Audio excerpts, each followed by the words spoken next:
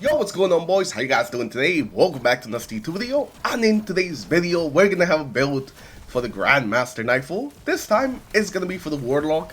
And this build is pretty much designed for you to be able to get in there, get your completion, no matter what kind of teammates run into LFG. This is pretty much like an LFG-proof build. You'll pretty much be able to take care of everything just by yourself.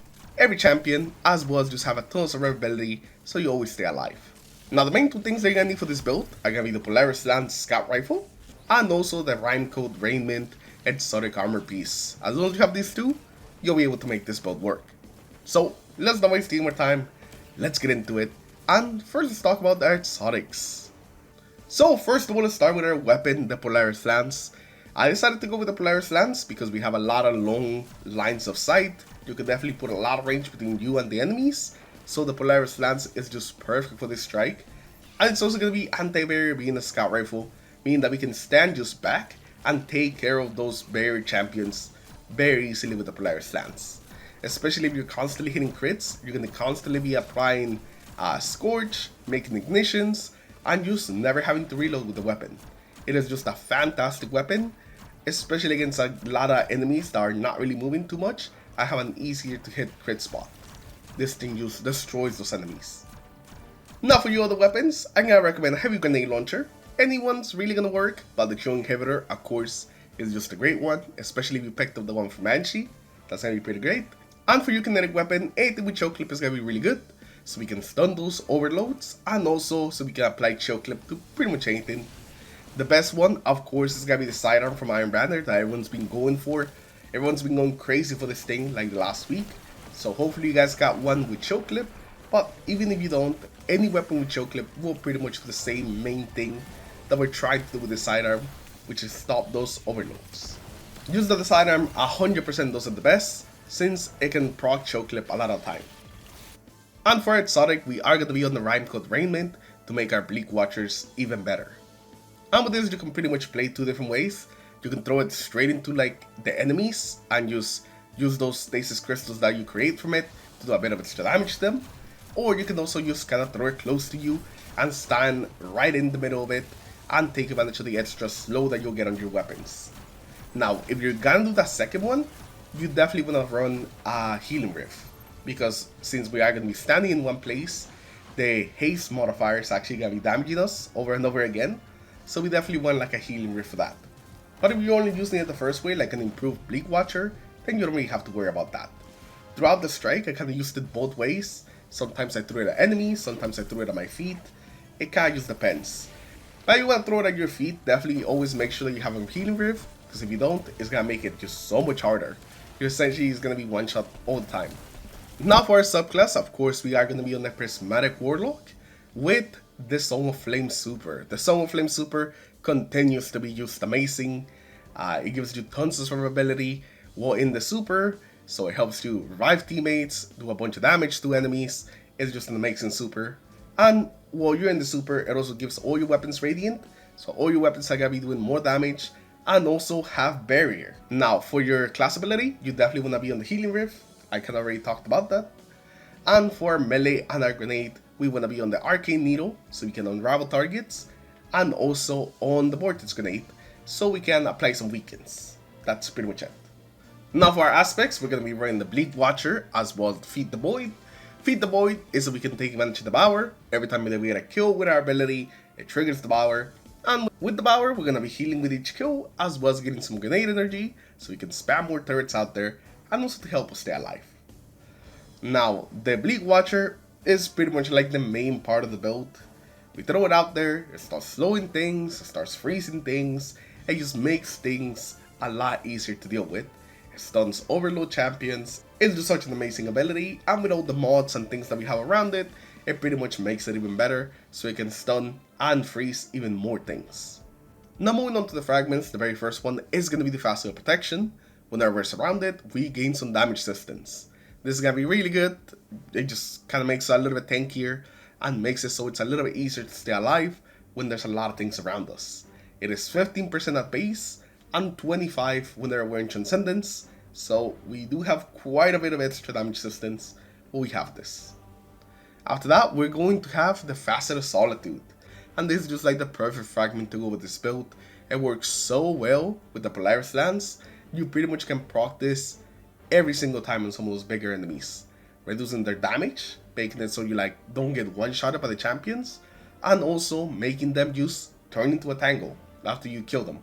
So it even kind of helps with that clear bit. After that, we're gonna have the faster sacrifice.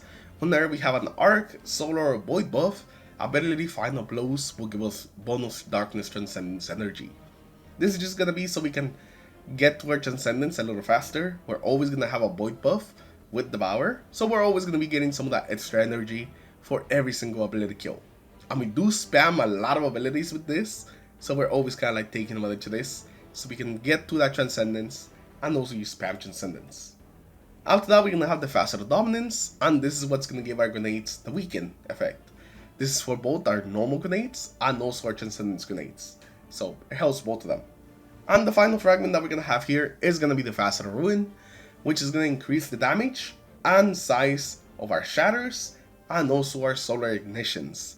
And the great thing about this build is that we can actually use both of these. We're gonna be igniting with our super as well as with our Polaris lance, but also freezing a bunch of things with the Bleak Watcher as well as shattering crystals that are around the Bleak Watcher. So we're really getting the most out of this fragment. Just all of those abilities are gonna be doing more damage in the bigger blast radius. Now for the artifact here, we're gonna keep it pretty simple. We have Brain Freeze, Hail the Storm, Total Carnage, Concussive Reload, Surf Cold, Curate the Warps, the Thick of It, and that's pretty much the ones that matter. Those are basically gonna improve our freezing and our stasis shatter damage, as well as also giving us more ways of making orbs and also ways of getting armor charge, basically for just being surrounded. Overall, the mods is gonna add a little bit more to the build and allow some more synergy with some of the armor mods that we're also running. And speaking of those armor mods, that's the next thing that we're gonna be taking a look at. So starting off with the helmet here, we're gonna have Harmonic Siphon, Special Ammo Finder, as well as Radiant Light. This is so we can give our teammates some armor charge whenever we pop our super. We definitely want to have as much special ammo as we can, so that's what the Special Ammo Finder is there for. Although a lot of times I wasn't using the special ammo as much as I probably could have. I definitely could have spammed that a little bit more, but it's better to have more ammo than less ammo. And also lastly, Harmonic Siphon, so we can make some more for the Scout Rifle. Now for our gauntlets, we're going to have Harmonic Loader, so we can reload the Scout faster, since it does have some pretty slow reload speed. And Grenade Kickstart, as well as Momentum Transfer. This will make it so we get some melee energy whenever we do some damage with our grenade. And this will make it so we can spam our grenades even more. For the chest piece, we just have the normal resistances. We have the rainbow resistances this time around. Void resistance, solar resistance, arc resistance. It pretty much just reduces the damage for everything that you run into in the strike. So this is something that you could run. If you don't want to run like something like arc, because maybe you don't think that there's enough arc, then you could also run like a second void resistance, or just something like concussive dampener, melee resistance, sniper resistance. There is a lot of enemies that snipe you from pretty far away, so sniper resistance could actually come in pretty handy.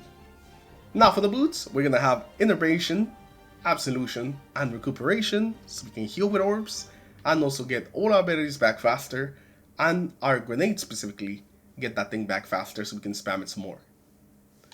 And lastly for the class item, we're gonna have Outrage, Bomber, and Reaper, so we can make some more orbs with our class ability, and also get a grenade and melee back faster.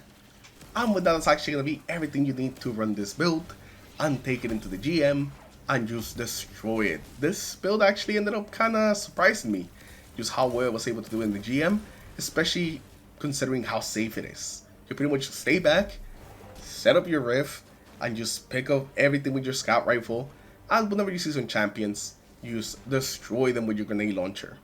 Like always, there's gonna be a dim link in the comments below, and also in the description, in case you guys want to give the build a try.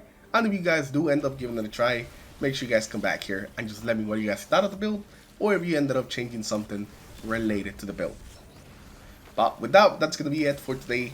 Thank you all for stopping by, thank you all for watching. I appreciate every one of you that stops by and watches all these videos. Thank you, the support has been amazing, and I'll see you guys in the next one. Peace.